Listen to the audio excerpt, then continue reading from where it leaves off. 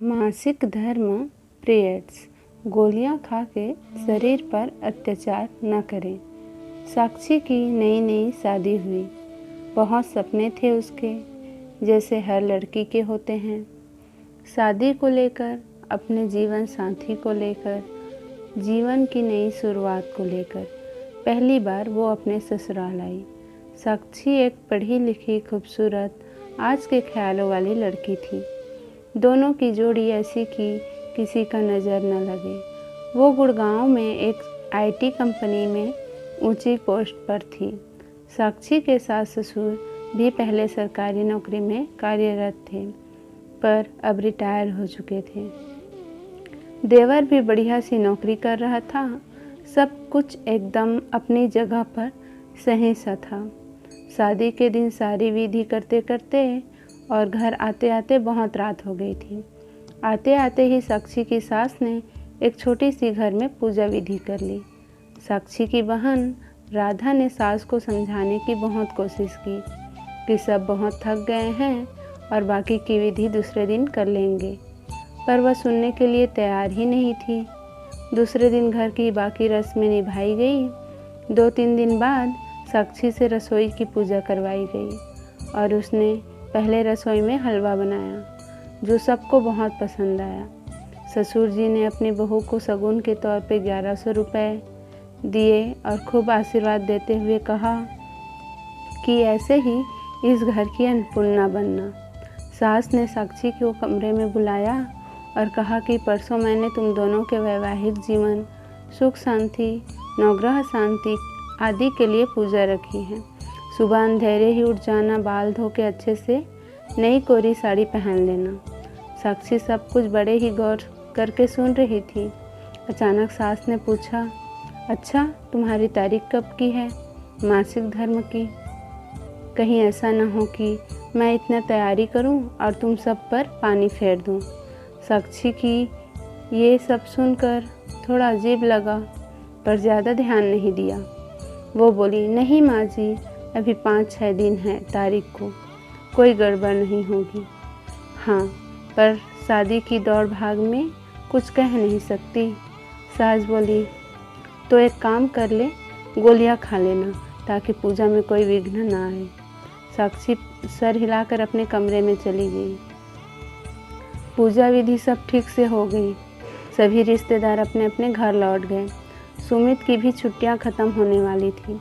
वो कमरे में आई और सुमित ने ज़ोर से साक्षी की अपनी तरफ खींचकर अपनी बाहों में ले लिया। वो उसके करीब आने की कोशिश कर रहा था।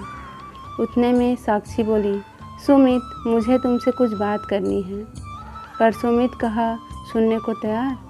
साक्षी ने कहा, सुमित प्लीज़, बात ज़रूरी है।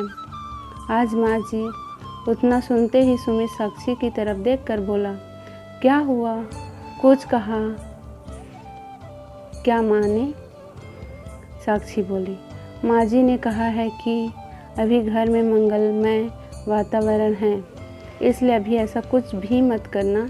चाहो तो मैं तुम्हें बाद में खुद टिकट निकाल कर दूंगी, तब खूब घूम लेना मन भर के। सुमित, तुम्हें नहीं लगता ये सब थोड़ा अजीब है? उतने पर सुमित ने कहा, साक्षी माँ थोड़े से पुराने विचारों की हैं। वो बाहर से जितनी कड़क स्वभाव की दिखाई पड़ती है, अंदर से उतना ही नरम है। तुम कभी भी उन्हें किसी चीज़ के लिए मना मत करना, क्योंकि यही छोटी छोटी चीज़ें दिल में घर कर जाती हैं और आगे कितना कुछ भी कर लो, फिर दिमाग से जाती नहीं। मैंने माँ को कभी किसी बात के लिए मना नहीं किया है, और ये सिर्फ 4-5 महीने की ही तो बात है। एक बार फ्लैट का बचा काम पूरा हो गया, फिर तुम मेरे साथ ही रहोगी। फिर तुम्हें जैसा रहना है वैसा रहना, मेरी तरफ से कोई बंधन नहीं रहेगा। उसे सुमित की सारी बातें समझ आ गई और उसकी मम्मी ने भी यही समझाया था कि शुरुआत के कुछ दिन ससुराल वाले जैसे बोले वैसे करना, चाहे तुम्हारी इच्छा हो या ना हो। अगर तुम्हें सभी के दिलों में अपनी जगह बनानी है तो वो जैसा बोले वैसा करना। 5-6 दिन बाद सुमित चला गया। सब कुछ एकदम बढ़िया चल रहा था। तभी साक्षी को मासिक धर्म पीरियड्स आ जाते हैं। अब तो उसकी सास उससे बात करना तो दूर, उसकी तरफ देखने तक को तैयार नहीं थी। स्टोर रूम में उसे रहने के लिए कहा और वही उसका खाना पीना सब कुछ भी।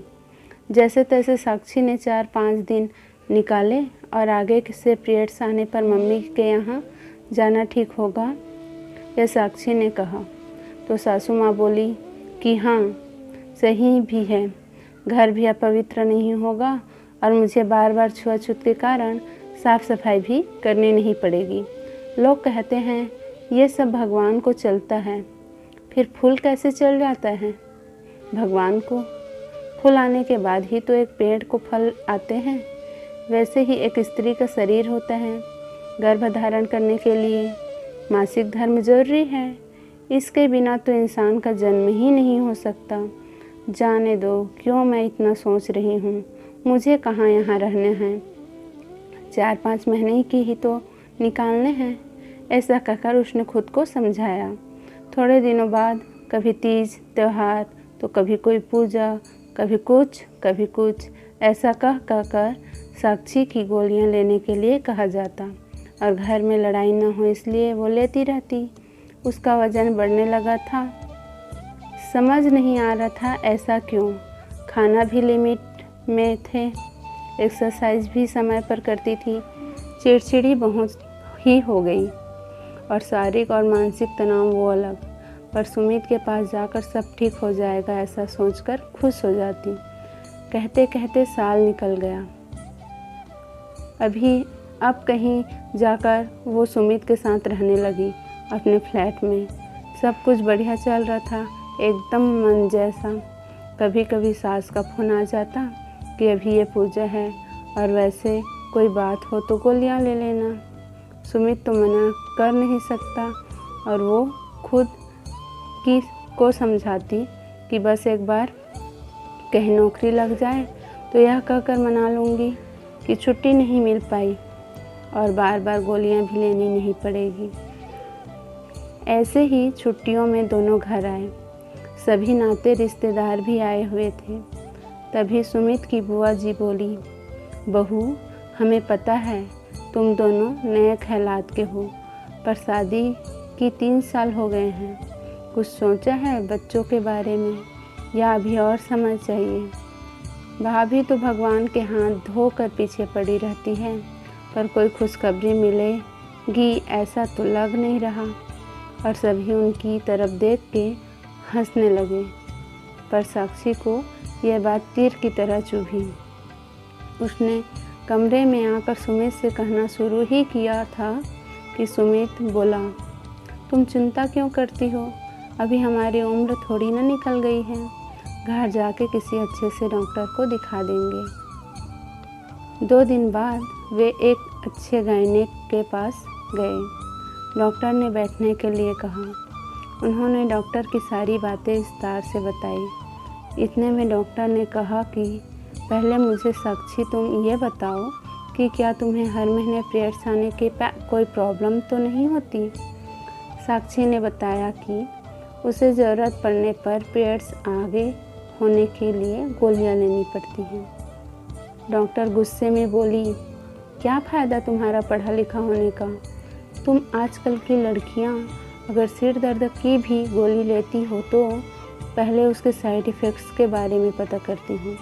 और तुमने तो साक्षी, मैं तुमसे क्या कहूँ अब? तुम्हें थोड़ी भी कल्पना है कि ये गोलियां लेकर इनका तुम्हारे शरीर पर कितना बुरा असर होता है।